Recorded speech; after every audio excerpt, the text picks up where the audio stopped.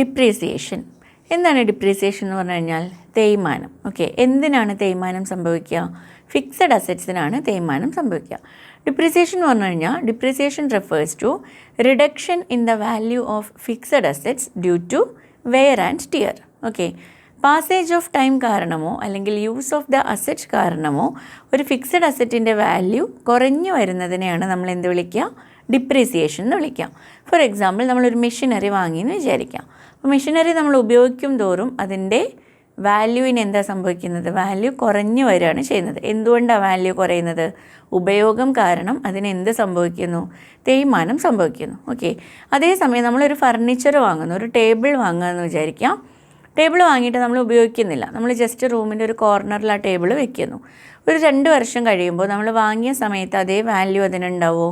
ഉണ്ടാവില്ല, വാല്യൂ കുറഞ്ഞിട്ടുണ്ടാവും. അതിനുള്ള കാരണം എന്താണ്? Passage of time. ഓക്കെ, അപ്പോൾ കാലം കഴിയുന്നത് കൊണ്ടോ അല്ലെങ്കിൽ ഉപയോഗം മൂലമോ ഒരു ഫിക്സഡ് അസറ്റിൻ്റെ വാല്യൂ കുറഞ്ഞു വരുന്നതിനെയാണ് നമ്മൾ എന്ത് പറയുന്നത്? ഡിപ്രീസിയേഷൻ എന്ന് പറയുന്നത്. ഈ ഡിപ്രീസിയേഷൻ പ്രോസസ്സിൽ നമ്മൾ എന്താണ് ചെയ്യുന്നത്? ഓക്കെ, അക്കൗണ്ടിങ് ട്രീറ്റ്മെൻറ്റ് പറയുന്ന സമയത്ത് ഡിപ്രീസിയേഷൻ പ്രോസസ്സിൽ നമ്മൾ എന്താണ് ചെയ്യുന്നത്? Depreciation refers to the process of allocation of cost of a fixed asset over its useful life. ഒരു ഫിക്സഡ് അസറ്റിന് നമുക്ക് വന്നിട്ടുള്ള കോസ്റ്റ്, എത്ര രൂപയാണോ ചിലവ് വന്നിട്ടുള്ളത്, ആ ടോട്ടൽ എമൗണ്ടിനെ ആ അസറ്റിൻ്റെ യൂസ്ഫുൾ ലൈഫിലേക്ക്, എത്ര കാലമാണോ നമുക്ക് ആ അസറ്റ് ഉപയോഗിക്കാൻ പറ്റുന്നത് അത്രയും കാലത്തിലേക്ക് അപ്പോർഷൻ ചെയ്ത് കൊടുക്കുന്നതിന് അല്ലെങ്കിൽ ഡിസ്ട്രിബ്യൂട്ട് ചെയ്ത് കൊടുക്കുന്ന പ്രോസസ്സിനെയാണ് നമ്മൾ എന്ത് പറയുക? ഡിപ്രീസിയേഷൻ എന്ന് പറയാം. ഓക്കെ, അപ്പോൾ 2 പോയിൻറ്റ്സാണ് നമ്മൾ പറഞ്ഞത്. ഒന്ന്, depreciation refers to reduction in the value of fixed assets due to wear and tear. Second point എന്ന് പറയുന്നത് depreciation refers to the process of allocation of cost of a fixed asset over its useful life. ഇനി എന്തൊക്കെയാണ് depreciation സംഭവിക്കാനുള്ള കാരണങ്ങൾ? Just നമ്മൾ wear and tear എന്ന് പറഞ്ഞു.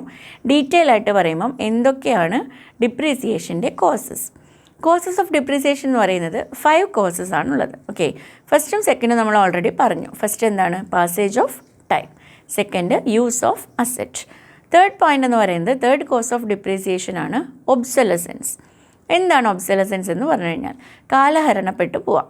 Okay, അതായത് ടെക്നോളജി മാറുന്നതുകൊണ്ട്, അല്ലെങ്കിൽ ട്രെൻഡ് മാറുന്നു, ഫാഷൻ മാറുന്നു, ഇന്നൊവേഷൻ വരുന്നു, ഈ കാരണങ്ങൾ കൊണ്ടൊക്കെ ഒരു പെർട്ടിക്കുലർ ഫിക്സഡ് അസറ്റിൻ്റെ വാല്യൂ കുറയുന്നുണ്ടെങ്കിൽ ഇതിനെയാണ് നമ്മൾ എന്ത് പറയുക? ഒബ്സലസൻസ് എന്ന് പറയാം. ഓക്കെ, ഇപ്പോൾ എക്സാമ്പിളായിട്ട് പറയുകയാണെന്നുണ്ടെങ്കിൽ ടൈപ്പ് റൈറ്റർ അല്ലെങ്കിൽ റേഡിയോ, ഇങ്ങനെയുള്ള അസറ്റ്സ് ഒന്നും ഇപ്പോൾ നമ്മൾ എന്ത് ചെയ്യാറില്ല, വ്യാപകമായിട്ട് ഉപയോഗിക്കാറില്ല. അതിനുള്ള കാരണം എന്താണ്?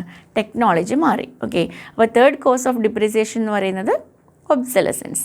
Fourth one is accident. Accident എന്ന് പറഞ്ഞു കഴിഞ്ഞാൽ, ഇപ്പോൾ ഒരു ഫിക്സഡ് അസറ്റ് നമുക്ക് എന്ത് സംഭവിച്ചു?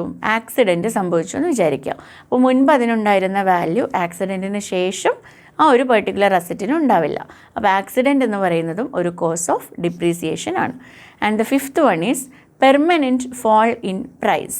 ഈ ഒരു പെർട്ടിക്കുലർ അസറ്റിൻ്റെ പ്രൈസ് പെർമനൻ്റ്ലി, സ്ഥിരമായിട്ട് കുറഞ്ഞുകൊണ്ടേയിരിക്കുന്നു. അങ്ങനെയാണെങ്കിൽ അതും ഒരു കോസ് ഓഫ് ഡിപ്രീസിയേഷൻ ആണ്. അപ്പോൾ ഡിപ്രീസിയേഷന് 5 കോസസ് ആണുള്ളത്. Passage of time, use of asset, obsolescence, permanent fall in price, accident.